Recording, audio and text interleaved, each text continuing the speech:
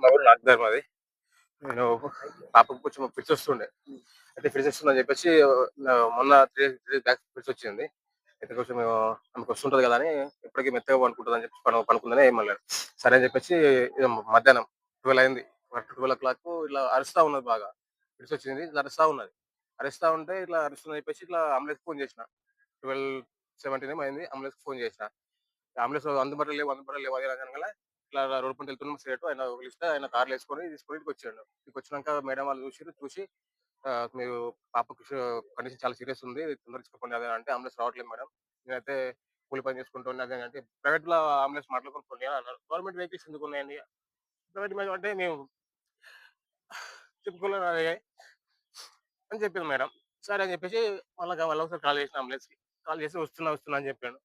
Diesel వేసుకొని పోయినా మేము ఆడికి పోయినాం, ఈడికి పోయినాం అని అన్నారు వాళ్ళు. సరే అన్న తొందరగా రండి అన్న పాపకి సీరియస్ ఉందంట అన్న అని చెప్పా. అంటే కూడా సరే వస్తున్నామని చెప్పి అప్పటికి నేను 5 టైమ్స్ ఓ 10 టైమ్స్ చేసిన అంబులెన్స్‌కి.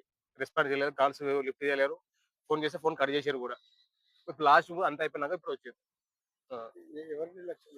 అంబులెన్స్ లేట్ వచ్చింది. అంటే ఎంతమంది బతకలేరు అట్లా?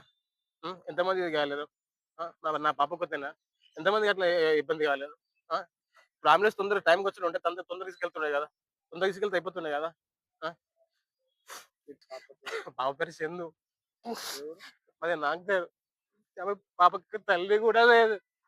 నన్ను చూసి కూడా